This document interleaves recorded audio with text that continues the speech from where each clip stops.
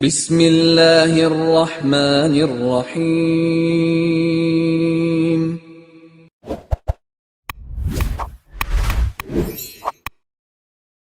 السلام علیکم ورحمۃ اللہ وبرکاتہ۔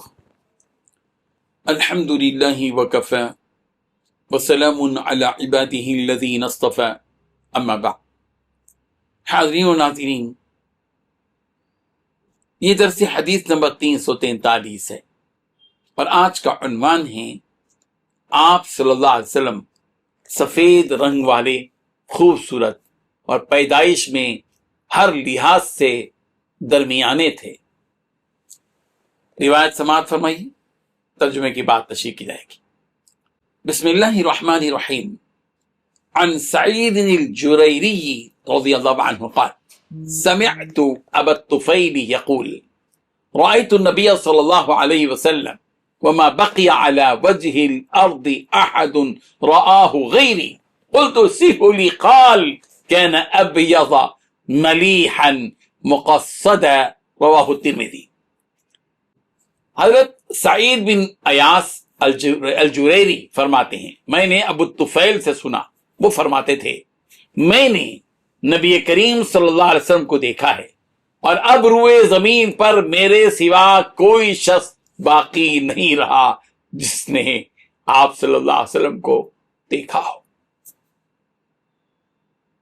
کہتے ہیں میں نے عرض کیا آپ میرے لیے، یعنی حضرت سعید کہتے ہیں حضرت ابو الطفیل سے کہ آپ میرے لیے نبی کریم صلی اللہ علیہ وسلم کا حلیہ مبارک بیان کیجیے۔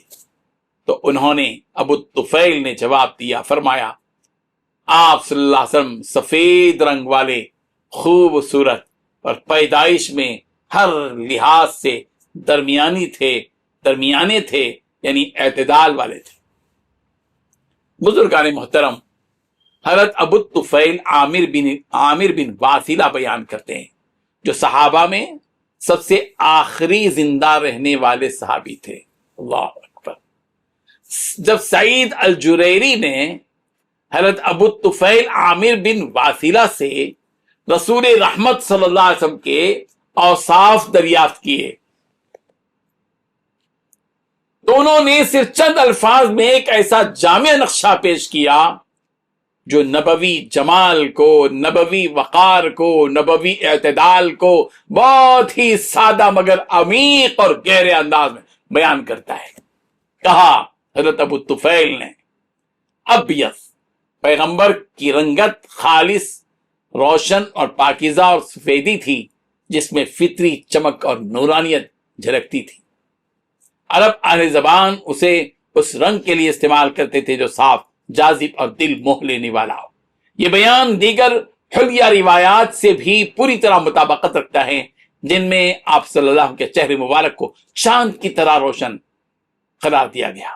ملیح کا لفظ محض خوبصورتی نہیں بلکہ ایسی دل آویز اور باوقار خوبصورتی کو ظاہر کرتا ہے جس میں نرمی بھی ہو، کشش بھی ہو اور سحر بھی شامل ہو۔ آپ علیہ السلام کی صورت نہ صرف حسین تھی بلکہ اس میں ایسا حسن تھا جو دیکھنے والے کے دل میں محبت، ادب اور ہیبت یکجا پیدا کر دیتا تھا۔ صحابہ کرام رضی اللہ عنہ کے متعدد اقوال بھی اسی وصف کی تائید کرتے ہیں کہ جو آپ کو دیکھتا محبت میں کھنچ جاتا تھا۔ مقصد، اعتدال و تناسب کی انتہائی اعلیٰ درجے کی تعریف ہے۔ اس میں قدر، اس میں پیارے پیغمبر صلی اللہ علیہ وسلم کا قد، آپ صلی اللہ علیہ وسلم کا جسم مبارک، آپ کی حرکات اور آپ کی ساخت سب ایک دوسرے کے ساتھ مکمل ہم آہنگ ہوتے تھے۔ یعنی آپ علیہ السلام نہ بہت زیادہ لمبے تھے، نہ ہی پست قد تھے، بلکہ ایک مثالی اوسط القامت تھے، درمیانے قد کے، نہ بھاری جسم اور نہ ہی بالکل کمزور، بلکہ اس میں بھی اعتدال تھا، توازن تھا۔ متوازن ساخت والے پیغمبر جو اپنے اندر وقار، مضبوطی اور جمال تینوں کو یکجا رکھتی تھی۔ سیرت و شمائل کی دیگر روایات بھی یہی بتاتی ہیں کہ آپ علیہ السلام کا سراپا مکمل توازن اور حسن کا، اعتدال کا نمونہ تھا۔ اللہ تبارک و تعالی جنت میں پیارے پیغمبر کے اس حسین و جمیل مثالی چہرے کو دیکھنے کی توفیق عطا فرمائے. آمین. وآخر دعوانا ان الحمد للہ رب العالمین.